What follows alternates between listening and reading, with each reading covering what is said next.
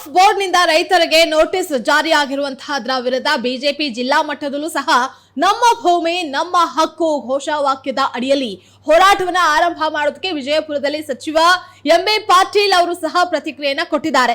ಇನ್ನು ಬಿಜೆಪಿ ರಾಜಕೀಯವನ್ನ ಬಿಟ್ಟು ಬೇರೆ ಏನೂ ಸಹ ಮಾಡ್ತಾ ಇಲ್ಲ. ಎಷ್ಟು ವರ್ಷ ಕುಂಭಕರ್ಣ ನಿದ್ರೆಯಲ್ಲಿದ್ದಂತಹವರು ಈಗ ಎಚ್ಚೆತ್ಕೊಂಡಿದ್ದಾರೆ. ಗೆಜೆಟ್ ನೋಟಿಫಿಕೇಶನ್ 1974ರಿಂದ ಇದೆ ಅಂತ ಹೇಳಿದ್ದಾರೆ. ಅವರ ಸರ್ಕಾರ ಅಧಿಕಾರದಲ್ಲಿದ್ದಾಗ ಯಾಕೆ ಅದನ್ನ ರದ್ದು ಮಾಡಲಿಲ್ಲ? ಇನ್ನು ಮುಸ್ಲಿಂ ಸಮುದಾಯದವರಿಗೂ ನೋಟಿಸ್ ಜಾರಿಯಾಗಿದೆ. ಕೇವಲ ಹಿಂದೂಗಳಿಗೆ ಮಾತ್ರವಲ್ಲ, ವಕ್ಫ್ ಬೋರ್ಡ್ ನಿಂದಂತಹ ತಪ್ಪಾಗಿದ್ರೆ ಅದರ ವಿರುದ್ಧ ನಿರ್ದಾಕ್ಷಿಣ್ಯವಾಗಿ ಕ್ರಮವನ್ನ ತೆಗೆದುಕೊಳ್ಳಲಾಗುತ್ತೆ ಅಂತ ಹೇಳಿ ಕೂಡ ತಿಳಿಸಿದ್ರು.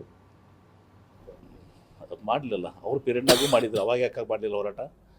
ಅವ್ರ ಪೀರಿಯಡ್ನಲ್ಲೂ ಕೂಡ ನೋಟಿಸ್ ಕೊಟ್ಟಿದ್ದಾರೆ. ಅವ್ರ ಪೀರಿಯಡ್ನಾಗೂ ಗೆಜೆಟ್ ನೋಟಿಫಿಕೇಷನ್ ಇತ್ತು ಏನ್ರಿ, ಅವ್ರ ಸರ್ಕಾರದಾಗೂ ಗೆಜೆಟ್ ನೋಟಿಫಿಕೇಷನ್ ಇತ್ತು. ಅವ್ರ ಪೀರಿಯಡ್ನಾಗೂ ಕೂಡ ನೋಟಿಸ್ಗಳು ಕೊಟ್ಟಿದ್ದಾರೆ. ಅವ್ರ ಪೀರಿಯಡ್ನಾಗೂ ಕೂಡ 9 ನಂಬರ್ 11 ನಂಬರ್ ಕೊಟ್ಟಿದ್ದಾರೆ. ವಕ್ಫ್ ತಪ್ಪು ಮಾಡಿದ್ರೆ ನಾವು ವಕ್ಫ್ ಹೇಳಿದ್ರಿ, ಮನೇನು ಕೂಡ ಪ್ರೊಟೆಕ್ಟ್ ಮಾಡೋಂಗಿಲ್ಲ. ವಕ್ಫ್ ಭಾಳಷ್ಟು ತಪ್ಪು ಮಾಡಿದಾವೆ, ಅದಕ್ಕೆ ಎರಡು ಮಾತಿಲ್ಲ.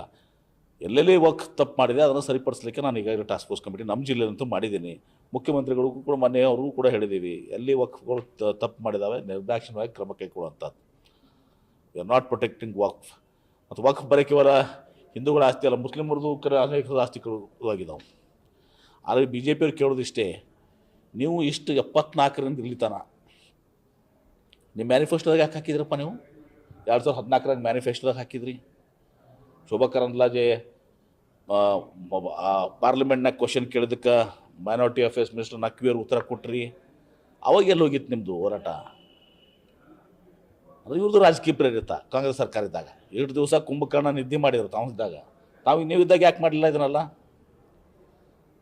ಕೇಂದ್ರ ಸರ್ಕಾರ ನಿಮ್ಮದೇ ಅದ, 10 ವರ್ಷ ಕೇಂದ್ರ ಸರ್ಕಾರ ಅದ, 2014 to 24 ಮಾಡೋದಿರಲಿ. ನೀವು ಅದಕ್ಕೆ ಸಪೋರ್ಟ್ ಮಾಡಿದ್ದೀರಿ, ಮ್ಯಾನಿಫೆಸ್ಟೋದಾಗ ಹಾಕಿದ್ದೀರಿ, ಫ್ಲೋರ್ ಆಫ್ ದ ಹೌಸ್ ಉತ್ತರ ಕೊಟ್ಟಿದ್ದೀರಿ ಲೋಕಸಭೆಯಲ್ಲಿ. ಇಲ್ಲಿ ಬಂದು ನಾಟಕ ಮಾಡ್ತೀವಿ. ಸರಿ, ವಿಜೇಂದ್ರ ಅವರು ಯತ್ನಾಳ್ ಕ್ರೆಡಿಟ್ಗೋಸ್ಕರ ಇದು ನಡೀತಿದೆ ಅಂತ ಹಾಗೆ ಹೇಳೋದು. ಆ ವಿಜೇಂದ್ರನ ತೆಗಿಬೇಕಂತಾರೆ, ವಿಜೇಂದ್ರನ ಇವ್ರು ತೆಗಿಬೇಕಂತಾರೆ. ಒಟ್ಟಾರೆ ಇದು ಅವ್ರವ್ರ ರಾಜಕೀಯ ಗೊಂದಲ, ಇದು ಡ್ರಾಮಾ. ಮಹಾರಾಷ್ಟ್ರದಲ್ಲಿ, ಜಾರ್ಖಂಡ್ನಲ್ಲಿ ಎರಡು ಕಡೆ ನಮ್ಮ ಪಕ್ಷಕ್ಕೆ ಇವತ್ತು ಬಹುಮತ ಬರ್ತದೆ, ಸರ್ಕಾರ ರಚನೆ ಮಾಡ್ತೀವಿ ಅಂತ ಆಶಾಭಾವನೆ ಹೊಂದಿದ್ದೆ. ಸರಿ, ಗದಾನಿಯವ್ರಿಗೆ ಬೇರೆ ಅಮೆರಿಕ ಇದರಿಂದ ವಾರಂಟ್ ಆಯ್ತು, ಯಾರು ತಪ್ಪಿಸ್ತು ಮಾಡಿತಾರೋ ಅವ್ರ ಮೇಲೆ ಕ್ರಮ ಆಗ್ತದೆ.